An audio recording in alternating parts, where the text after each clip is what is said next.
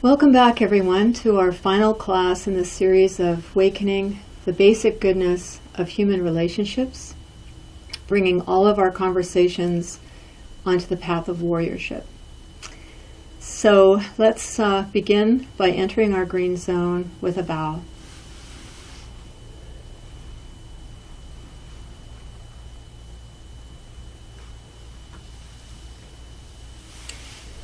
So again, our intention is to follow the three, we could call them slogans or guidelines. To go with the green light means we're curious and willing to open. We want to be more open. Our intention is to be more open and to notice what causes openness. And so far what we've talked about is the kind of general cause for openness is a culture of kindness, encouraging the natural wakefulness of our body, encouraging the tenderness of our heart, and allowing the not knowing or the wonder of open-mindedness. And really it's that last point that we're going to emphasize a little bit now in this last class. What we've talked about so far, we spent a couple of classes focusing on listening, the most important part of communication training.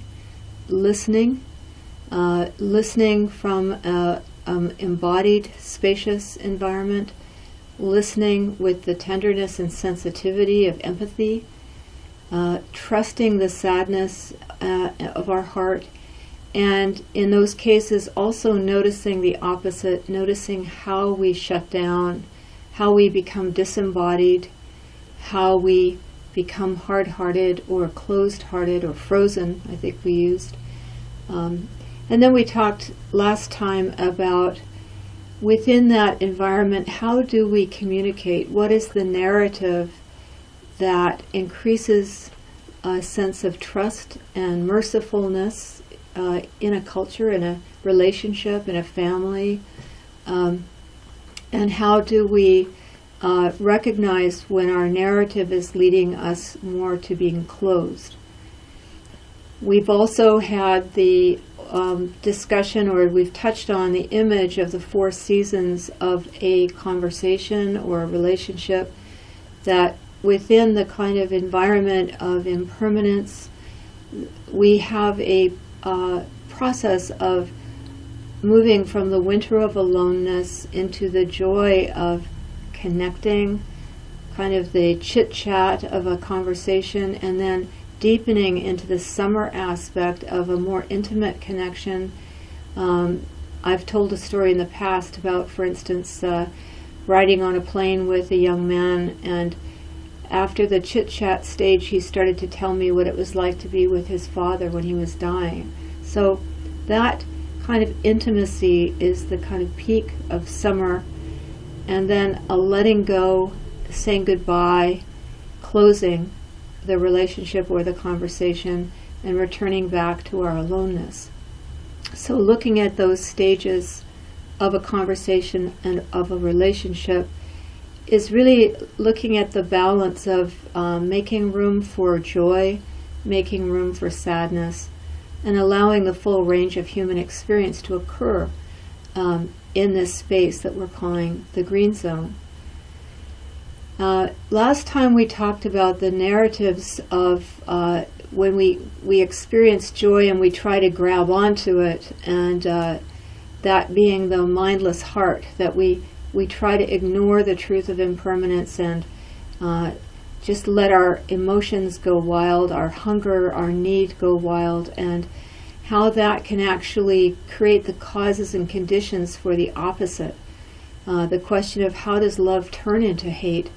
And you could actually track those narratives if we were to look at the basic pattern of how we go from aloneness into joy, try to freeze it, give our power away, get disappointed, and then justify causing harm to the other person through the stages of heartless mind. So you have a handout on that subject, and we have more details in the book obviously it's a big subject, but the practice, these classes are really intended to give information that would enable you to form a circle of friends either online or in your life, or your partner, other family members, and actually continue to work with this on an ongoing basis. There are some Shambhala centers that have green zones as an ongoing part of their community, and by doing that, they're actually creating a resilience factor that makes it easier to manage little conflicts or big crises that can happen within a community. So by holding to these guidelines of going with the green light, when the light turns red, stop, refraining from causing harm, and nurturing or protecting the vulnerable experience of the yellow light, we can actually continue to take whatever arises in our life or in the life of our community and make it workable, make it part of the path. This is not something I'm inventing or Greg is inventing. It's really very ancient, traditional part of authentic enlightened society culture. Whether on a small scale or a larger scale, these principles have been worked with in one way or another for thousands of years. So we realize that this is really just kind of touching it, and hopefully the book is helpful in filling out some details and the handouts and the exercises. But today we're going to conclude with the fifth key in the book, the key called playfulness. And as I said, this really kind of goes to that quality of open mind. How do we work with the wisdom of not knowing? And in the book I use the Serenity Prayer, as an example of, there are some things that we actually recognize we cannot change, and there are some things that we recognize that we can change. And what is the wisdom that helps us to see the difference? And that wisdom is not going to arise out of a mind that has a preconceived idea. So here we're comparing the toxic certainty with the mind of not knowing. The curious mind, the open mind, has a quality of wonder and amazement, but it's also the not knowing. Whereas the toxic certainty approaches situations with a preconceived strategy that's based on fear and mistrust of the unknown. So here's where we could apply this word playfulness to all of the circumstances that occur in a relationship or problem solving. But if we think of, in fact, Greg's a good example of this because he's a tango dancer. We talked last time about the Spanish gypsy music. But the metaphor is much more about dancing with circumstances rather than barging through or making war or walking to work with your head to the ground and your mind somewhere else. It's really more about the coming together of the music and your body and your heart, and what I often describe as the co-authoring of situations. In the last class we used the example of the failed music concert, and we look at the situation was co-authored by a number of people. The circumstances of the present moment are always fed by a whole bunch of different things, a bunch of different influences. So, we've been talking about some, what are the characteristics of the present moment? If we say that mindfulness is a way of coming back to the present moment, and we've drawn from the richness of Buddhist philosophy to give us some idea of the language, or you could say what to look for in the present moment. And when we were talking about the patterns of disembodiment, we were talking about the habit of ignoring the fact that we're interdependent. the fact that we couldn't possibly survive if we were as isolated as sometimes we feel that we are. And when we talk about some of the ways that we interact emotionally in terms of tender heart, that really it sort of highlights the truth of impermanence. We've spoken about the flowing quality versus the freezing quality of impermanence. Now we're going to look at the third quality of the present moment, which we learn about in Buddhist philosophy. And again, it's a little challenging to our Western mind, but that is that the truth of egolessness. We spoke about that briefly in the first class, that in the present moment there really is no ego. There's no I'm not there. But in fact what we have is this dance, this play of energy. And the play of energy is the shaping of the situation. So when we spoke before about the fact that we are affected by each other, we could even take it further and we could say we are co-creating not only the situation, but we're co-creating who we think we are. And I remember noticing this, working as a psychotherapist, having very intense relationships, maybe seeing 5 people a day in the course of my practice.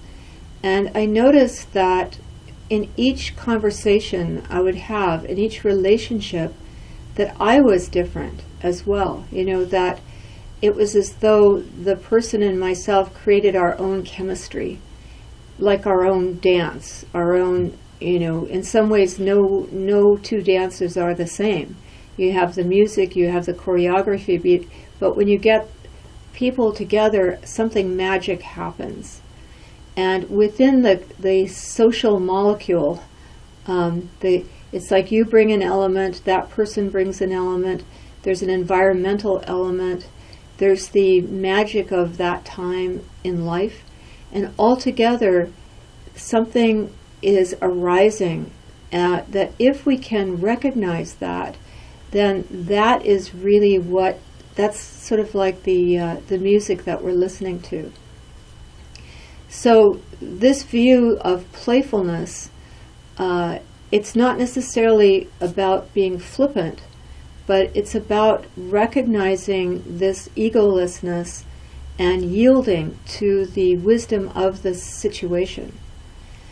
Now, in ancient, in the Taoist tradition and the art of war, there are lots of classics in the I Ching, which my friend Acharya Dan Hesse has worked diligently to bring into the modern times. We discover that this playfulness really is the art of what it means to be a leader.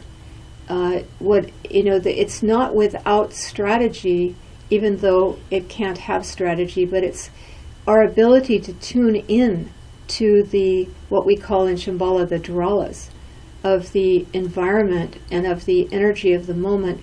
That is how we can skillfully respond. So this whole kind of final class and the final chapter of the book is about having listened and having expressed ourselves. How do we know when to respond and when not to, and how to respond? And the answer comes from letting go of our preconceived strategies, letting go of who we think we are, and discovering a solution right there in the present moment in that situation. Would you like to say anything about that, Greg? Well, what occurs to me immediately comes as a metaphor from tango. If we're going to use that, I think it's a good one. And I'm an aspiring tango dancer. It's a very complex art, and it's not just complex technically. It's actually complex because you have to be so much in the moment. Mm-hmm. That as the lead tango dancer, typically the male, I think the idea would be to be in charge. You know what you're doing, and you go around and you take your partner on the floor and do that. But that's not at all what it's like to be a lead. I mean, that's what it's like to be an unskillful lead. And then what you do is you run into other dancers because you're so pre-programmed with your plan or something. But a skillful tango dancer, tango lead, is constantly adapting. You're reading the energy of your partner's body. You can feel their steps. You can feel their feet hit the floor through the energy of their body and the press of that against yours. And so you're adapting because other dancers are coming in from over here, or you're approaching a wall or a table or something. And there's more and less artful ways to adapt to that scenario. And then being the follow in tango is to actually allow oneself to let go and actually be to coordinate completely with a situation that you're not 100% in control of. But then awareness opens up tremendously. There's this tremendous sense of being kind of an antenna of awareness. And then this artfulness flows out of this. It's not like you don't design the art first. The art flows out of of this dynamic, which really has to do with mindfulness and awareness. You could say the masculine is the mindfulness and the feminine is the awareness. But in this, applying this metaphor to actually life and surfing the wave of coincidence and leadership particularly, there is this sense that you have your palette of, let's say your movements or something, your certain patterns that could be utilized. But that's so secondary to reading the situation so keenly that the decisions about what to do actually come out of the situation first. Yeah, that's and great. That's so powerful, this sense of playfulness. That's why it's playful and it's not, a big drag or something. Right. It's actually, it has a sense of play to it. Yeah. So, and it's a form of listening, obviously a deep listening, but it's also trusting in the letting go of your own expression. So, the example I used in the book was of a jazz musician, very similar thing. You're kind of letting go, and the music itself is it's formed in that co-created way.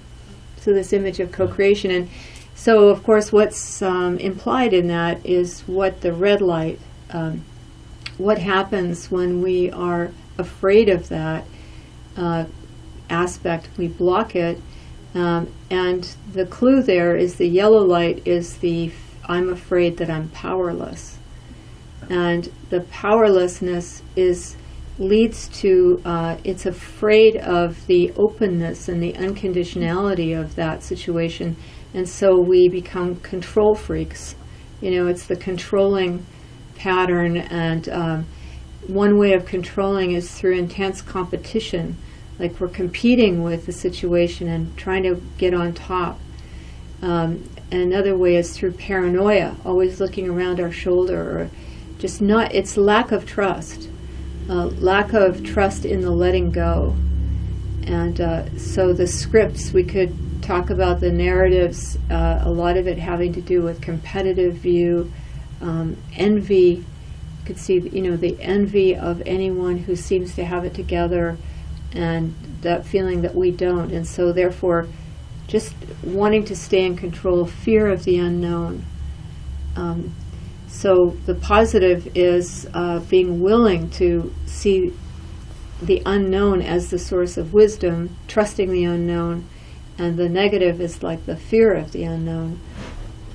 So I'll restate that again. That's, the dilemma is between trusting the unknown, which is a childlike naivety that we often don't experience, except perhaps in arts and in play.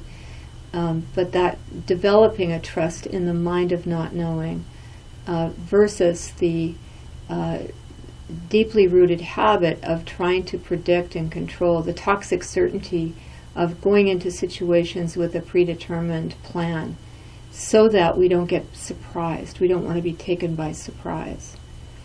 So that's really the you could say the dilemma that all of us, we're presenting these in an obviously extremely simplified way in order to accomplish our goal of being able to have a space in which we can observe the patterns.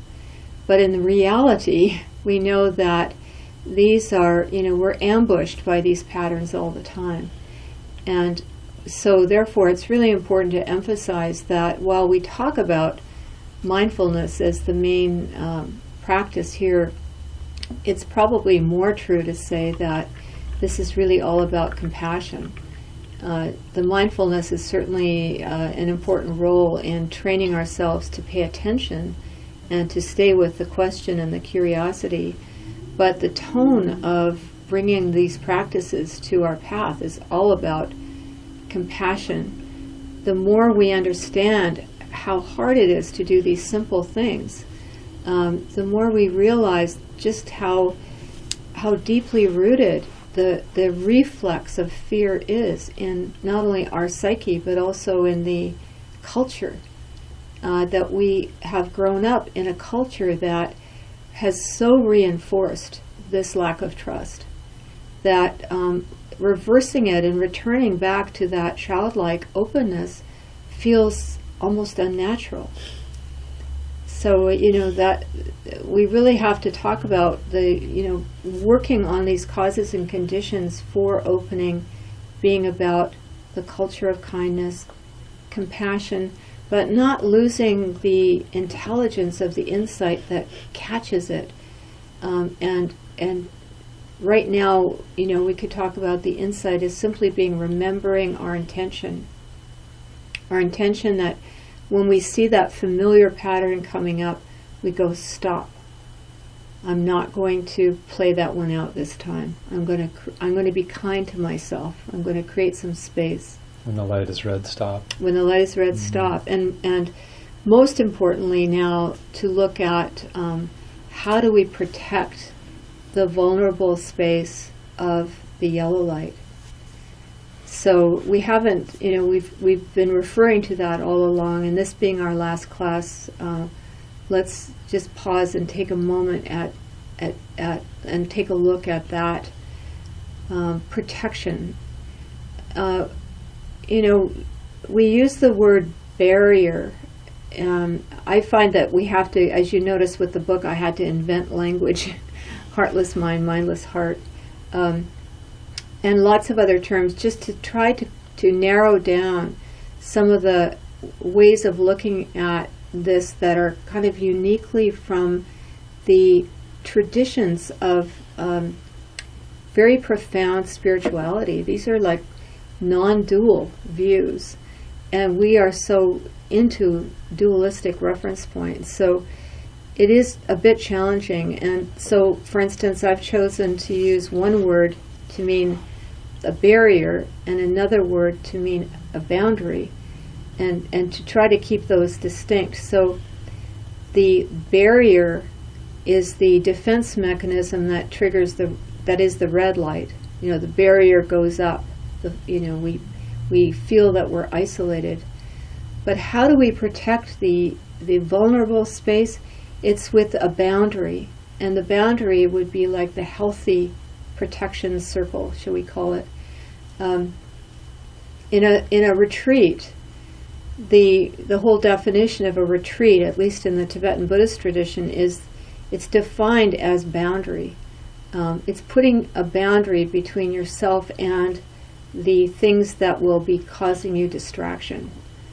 And so this idea of creating a green zone is really the image of creating like an inner retreat, a retreat within you, and a retreat that is a safety zone that your friends can enter, and you can reverse some of the cultural habits that keep us mindless. So we have the boundary, and the boundary is that we've made an agreement to do the opposite of what we usually do, and that is we're going to create space. Instead of always being busy, we're going to create time to listen to each other. Within that space, we're going to honor these principles of openness. And without the demand that we have to be open, but we're going to honor those principles of embodiment. So we create a space. In fact, Shambhala centers do this in general. We try to create a space that embodies wakefulness in all kinds of ways, flowers and a beautiful, spacious environment. But all of it is coming back to appreciating the elemental nature of our own body. And then we create a space in which the tenderness and intuitive empathy of our communication is welcome. Let's listen long enough. Have you noticed with conversations that if you listen long enough, your friend, you say, how are you? They say, I'm fine. And then you ask a few questions and you find out, this happened to me last week. My friend told me that her father had died 7 weeks earlier, and that information wasn't accessible in the first chit-chat. You have to go deeper. So it's like creating this space and some kind of welcoming that says, I'm ready, I want to hear whatever it is that is going on with you. And so that's the tender-heartedness. And in the last chapter of the book, we talk about the wisdom of the green light emotions, if we want to call them that. But when we're open, the emotional energy between us actually has information in it about what to do next. So, for instance, if my friend is telling me that her father died 7 weeks ago, the tone changes. And she and I are sharing a mixing zone. We could apply the word grief. Doesn't matter what the word is. We are sharing a felt experience. And the decision whether to, put my arm on her back, or the decision about what to do next, comes from that feeling. So, any emotion that we have when we're open is a source of information about how to respond. And that's a very helpful thing to keep in mind, because the opposite is true when we're coming from the emotions of when we're closed.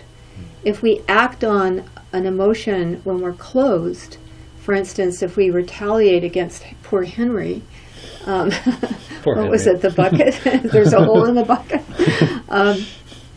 So, those are the emotions we don't want to act upon, because they don't have accurate information.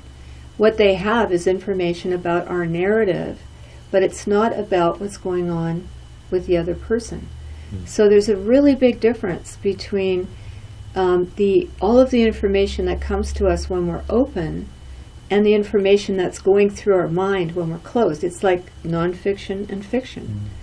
And we love our fiction, we love our novels, we love our movies, but if we kind of go out into the street and act them out, there's something wrong. Yeah, really. Whereas a nonfiction... We've lost touch with reality, as they say. Yeah. So all of this is tied to kind of this idea of responsiveness and how we're creating a safety net or a safety zone or a protective boundary around the space in which we can not only experience the vulnerability of openness, but we could even move into the greatest fears that we have, the shameful feelings of the yellow light. So, we can't exaggerate enough the fact that underneath all of these deep-rooted habits, this self-protective mechanism, this defense mechanism, there is some kind of misunderstanding that remains unresolved because it stays in the shadow. And that's this misunderstanding that says, what's wrong with me? What's wrong with me? And, it's almost as though that little child in the little video we saw, when the mother's face goes blank and the child feels that sudden disconnection, the toxic certainty, which is like a refuge, is the toxic certainty. I understand I can make the world predictable because as long as I know that there's something wrong with me, at least that makes things safe. Safe meaning predictable. And so we cover that up with layers and layers of what we call in Shambhala the cocoon. And that deep-rooted fear and self-doubt, which is like the seed of the cocoon, is out of touch, because we cover it up with our defense mechanisms. But in a sudden moment of disappointment or a sudden moment of being hurt, when something unexpected happens, then in that little gap, that self-doubt is suddenly there. It may not come in those words, but if you feel what you're feeling, when suddenly, somebody turns on you and criticizes you for something you didn't do, or even for something you did do, that disconnection from the goodness of the other person, you plunge into that sudden flash of something is wrong with me, and they've seen it.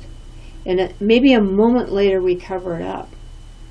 So what would it be like if we were able to allow that deep-rooted fear to simply surface and be there, as can happen with a really good friend or a partner, where we go, there I go again, this person criticized me, and I found myself once again feeling like I had that I'm unforgivable, that I'm not allowed to make mistakes, that I have to be perfect.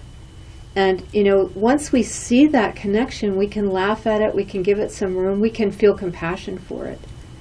But if we don't see it, then we simply keep what's in place, which is the trigger to cover it up again. And the great news about mindful communication is that even though this sounds like therapy, which of course some of this is done in therapy, but therapy is actually meant for much more challenging conditions. This is ordinary human suffering. This is what we human, this is what we are here for, to help each other with. And all we need is an opportunity for a protected environment where there's space, there's time, and there's intention. And that's what we mean by the green zone. Space, time, and intention. And there's welcoming for all of that, including and especially these kinds of self-doubts. And when they surface, we take them in the cradle of kindness. The mind of fearfulness is placed in the cradle of kindness. And then that is the beginning of the path of warriorship. So many of us think we've been on this path of warriorship for 30 or 40 years, and that's true. But in fact, it begins over and over again in these moments of deep, genuine connection to each other. So, as the Sakyong says, enlightened society begins one conversation at a time. And the healing of the feeling that there's something deeply wrong with us is one conversation at a time. We either can revisit that original wound and allow it to heal, or we can continue to cover it up. And if we see the consequences of that this is really where all human suffering comes from, is from running away from that, we have more intention to actually create this space. Just to reiterate that, I think that's so important, the idea that we could go forth from a painful experience and spread an infection.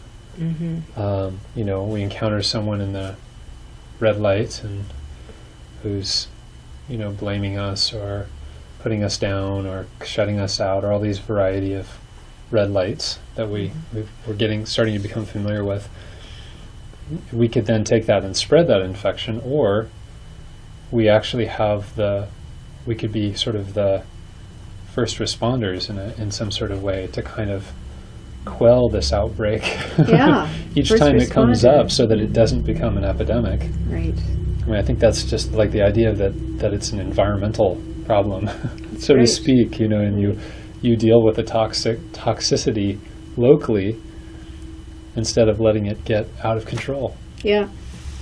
And the great news is that, we're all committed to working with our mind in meditation. And I think that there's a much deeper social commitment to work with our behavior in terms of not causing harm, not stealing, not killing. But the great thing is that communication, like what we say, is in between those two. So, the patterns of our communication, recognizing the patterns of our communication, enable us to actually see how our mind works in a way that we can't see as easily when we're by ourselves. So, we have a tremendous opportunity to help each other if we make communication itself the object of our mindfulness. So I think that, I find myself kind of giving a pep talk for why this can be very helpful. I've been in the Shambhala community for 40 years, and I know how good-hearted and how amazing the intention we all share is. And yet I see over and over again, whether it's little business meetings or, encounters with people, that we don't always have the time to go more deeply. I know for sure, for absolute sure, that the more we get to know each other, we can't help but love each other. That's just a fact. No matter how obnoxious somebody is, if you get to know their story, the more you find out about them, you simply cannot help but care about them. I've worked with murderers in the prison, it's like that. But if we don't have time to get to know another person, then all we have is our projection. And then our projection starts running this nonfiction, or this fiction. So it's very important to make some kind of intention within our communities to create this kind of space. Call it green zone or not green zone. The image of a green zone works for me because it's got this sense of being a protected environment. But what's most important is creating the space in which to practice. And it's such an enjoyable practice to do that once you start doing it, it has its own momentum. But, we have to have a few guidelines, a few general intentions that we share in order to, a little bit of structure. If it would happen by itself, it would, but I personally think it requires structure. And that's the reason that I wrote this book, and the reason that we've been doing these workshops is to offer that structure. And now, as a follow-up, we hope that by now you've had a little chance to use the online connecting with each other, and realize that we don't have to be limited by geographical space or distance, that we can actually create these groups online as needed, and that we can continue to work with each other. Just as I said in the book, this is just the beginning. I'm just trying to set this in motion and try to nurture it so that it takes off. But I look forward to seeing how it develops and how other people who have similar initiatives are doing the same thing.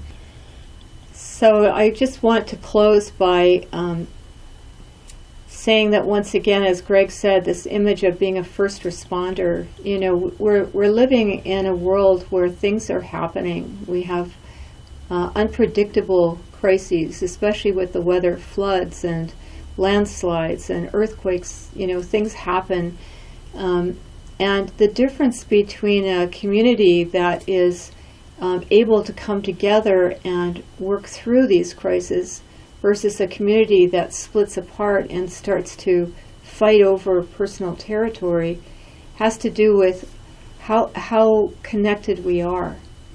So establishing these lines of connection now and being able to offer them to others is a way of using everything that we experience as a template for how we can help others, both individually or in our families or in our neighborhoods, But it's so important for us to be able to be first responders by knowing how to listen, knowing how to communicate skillfully, knowing how to bring out the basic goodness in others, and pointing them in the direction of this kind of path. Not that they have to be converted to how we do it, but recognizing that they have that everyone has within us this fundamental sanity and good intention that we're calling this basic goodness of human relationships. So I'll let Greg say a few closing comments, and then we'll say goodbye and thank you. Yeah, I just wanted to say that this class series was meant as a kind of introduction, and we've just briefly touched on a lot of very complex material. And I want to reassure you that you don't have to remember it all. You don't have to be able to pull it up on the fly. If nothing else, if you just remember the lights and to be mindful of the lights. So being mindful when things close down, communication closes down, being mindful of when communication opens up, and being mindful of that kind of anxious space that is in between the two. That alone will be tremendously helpful. You don't have to, try and rack your brain and make this into a very complex project. Just bring this up as an object of mindfulness, and then also working with little green zones that you can create on the fly. It can be somebody on an airplane, or it could be, that you gain an ongoing relationship with a friend. That's great. Somebody who with whom you can create a protected space to hold this very tender experience of the kind of yellow light anxieties that come up, or even ways that we do act out, right? So sometimes in retrospect you look back and it's maybe after the fact, but if you have a protected space in which to kind of process that experience, wisdom could arise. That's very much the case with this.